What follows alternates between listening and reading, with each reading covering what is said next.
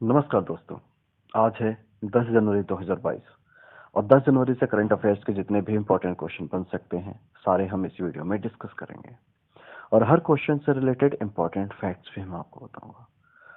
अगर दोस्तों आप इस चैनल पर पहली बार आए हैं और इसी तरह आप चाहते हैं कि हर अपडेट आप तक टाइम पर पहुंच जाए तो चैनल को सब्सक्राइब करके बेल आइकन पर प्रेस करके ऑल पर क्लिक करना ना भूलें ताकि हर एक अपडेट आप तक टाइम पर पहुंच जाए। अगर आपको वीडियो पसंद आए तो वीडियो को लाइक जरूर करना। तो चलो गाइस, हम बात करते हैं आज के करंट अफेयर्स के अपडेट्स के बारे में। तो दोस्तों, आज हमारा पहला जो क्वेश्चन है, भारतीय रेलवे का मिशन जीवन रक्षा क्या है। यानी अगर आपके एग्जाम में क्वेश्चन आता है कि मिशन जीवन रक्षा क्या है, भारतीय रेलवे का मिशन जीवन रक्षा क्या है, तो आप जवाब दे सकते हो। भारतीय रेलवे के एक अधिकारी के अनुसार मिशन जीवन रक्षा के तहत आरपीएफ कर्मियों ने पिछले 4 वर्षों में रेलवे स्टेशनों पर चलती ट्रेनों को पहियों से 1650 लोगों की जान बचाई है। यानी कितने लोगों की? 1650 लोगों की जान बचाई है।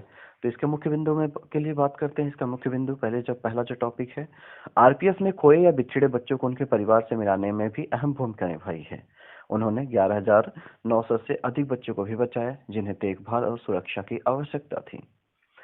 भारत के राष्ट्रपति ने पिछले 4 वर्षों में लोगों के जीवन को बचाने, उनके प्रयासों को पहचानने के लिए आरपीएफ कर्मियों को 9 जीवन रक्षा पदक और 1 वीरता पदक से सम्मानित किया है। वर्तमान में पूरे भारत में 132 चाइल्ड हेल्प डेस्क कार्यरत है। आरपीएफ इन हेल्प डेस्क के जरिए बच्चों को बचाने के लिए नामांकित एनजीओ के साथ काम करता है। इसके अलावा आरपीएफ कर्मियों ने 23 करोड़ रुपए के मूल्य के साथ 1,23,777 सामान को सही मालिकों को वापस कर दिया है। इसमें से 1973 में 4.23 4.23 करोड़ रुपए मूल्य का सामान सीआर और डब्ल्यूआर आरपीएफ कर्मियों द्वारा वापस किया गया है। तो अगर एग्जाम में क्वेश्चन पूछा जाए तो आप इन सब चीजों को, पॉइंट्स को नोट करके आप जवाब दे सकते हैं। अगला जो क्वेश्चन है, सी ड्रैगन 22 अभ्यास क्या है। तो दोस्तों, जवाब है सी ड्रैगन 22 अभ्यास एक बहुराष्ट्रीय अभ्यास है। इस अभ्यास में भाग लेने वाले देश भारत, कौन? भारत, ऑस्ट्रेलिया, कनाडा, अमेरिका, दक्षिण कोरिया और जापान है। यह एंडरसन वायुसेना बेस गुआम में आयोजित किया जाता है। यह अमेरिकी वायुसेना का अड्डा है। तो क्या सी ड्रैगन 22 अभ्यास का है? बहुराष्ट्रीय अभ्यास है। ठीक है। इस अभ्यास में भाग लेने वाले देश कौन कौन से हैं? भारत, ऑस्ट्रेलिया, कनाडा, अमेरिका, दक्षिण कोरिया और जापान है। किसका सेना बेस है? एंडरसन वायु सेना बेस है। कहाँ आयोजित किया जाता है? गुआम में आयोजित किया जाता है। किस वायुसेना का अड्डा है? अमेरिका वायुसेना का अड्डा है। अगर एग्जाम में इस तरह के क्वेश्चन पूछे जाते हैं तो आप इस क्वेश्चन का इस तरीके से जवाब दे सकते हैं। इसके मुख्य बिंदु के लिए बात करें, इसका मुख्य बिंदु के लिए अगर हम बात करें तो यह अमेरिका के नेतृत्व वाला अभ्यास है। यह पनडुब्बी विरोधी युद्ध प्रशिक्षण ध्यान केंद्रित करता है। इस अभ्यास में 270 घंटे का इन फ्लाइट प्रशिक्षण शामिल है।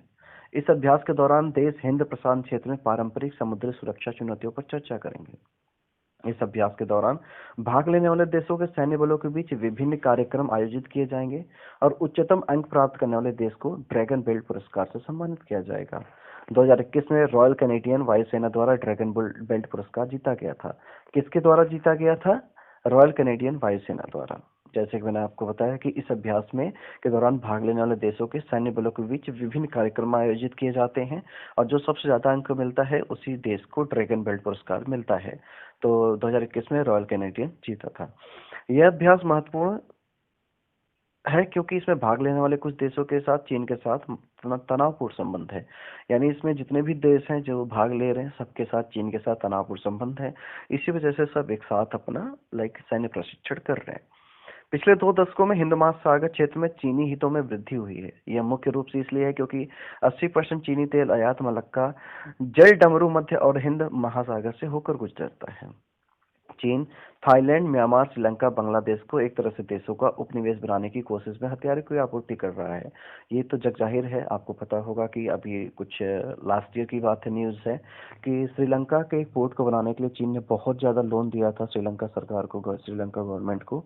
बाद में लोन न चुका पाने के कारण उस पोर्ट पे कब्जा कर लिया है चीन ने, ताकि वो वहां पे गुजरने वाले सारे अपनी नाव वगैरह को अपना एक सैन्य ठिकाना बना सके। तो ऐसे ही म्यांमार, श्रीलंका, बांग्लादेश को एक उपनिवेश बनाने के लिए हथियार भी आपूर्ति करता रहता है। चलिए अगले क्वेश्चन की तरफ चलते हैं दोस्तों। अगला जो क्वेश्चन है, भारत सरकार का वीर गाथा प्रोजेक्ट क्या है। तो सही जवाब होगा, भारत सरकार ने आजादी का अमृत महोत्सव के एक भाग के रूप में वीर गाथा प्रोजेक्ट शुरू किया है, जिसके तहत सरकार भारत की स्वतंत्रता के 75वें वर्ष को चिन्हित करने के लिए कई कार्यक्रम शुरू कर रही है। वीर गाथा प्रोजेक्ट मेरा भारत महान है ही। चलिए इसके इंपॉर्टेंट पॉइंट्स के बारे में बात करते हैं, मुख्य बिंदुओं के बारे में बात करते हैं। तो पहला जो पार्ट है वो ये है, वीर गाथा प्रोजेक्ट भारत में स्कूली बच्चों को युद्ध नायकों और वीरों की कहानियों से अवगत कराकर उन्हें प्रेरित करने के लिए शुरू किया गया है। यह प्रोजेक्ट 21 अक्टूबर 2021 से 21 नवंबर 2021 तक पूरे भारत में आयोजित किया गया था। लास्ट ईयर कब किया गया था?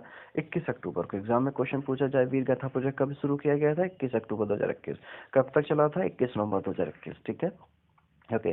तीसरा पॉइंट है, इस परियोजना के विजेताओं के रूप में 25 छात्रों का चयन किया गया है, यानी 25 छात्र चयन किए गए हैं। इसके तहत छात्रों को वीरता पुरस्कार विजेताओं के आधार पर गतिविधियों और परियोजनाओं को करने के लिए प्रेरित किया गया है। वीर गाथा प्रोजेक्ट का आयोजन शिक्षा मंत्रालय, किसके द्वारा किया गया था? शिक्षा मंत्रालय। और कौन? स्कूली शिक्षा, साक्षरता विभाग और सीबीएसई बोर्ड। तो इन सब के थ्रू ही ये वीर गाथा प्रोजेक्ट ऑर्गेनाइज किया गया था। अगला टॉपिक है, वीर गाथा प्रोजेक्ट में देश भर के 4,788 स्कूल के 8,03,900 से अधिक छात्रों ने भाग लिया। देश के वीरों के सम्मान में छात्रों ने अपने निबंध, चित्र, कविताएं और मल्टीमीडिया प्रस्तुति साझा की।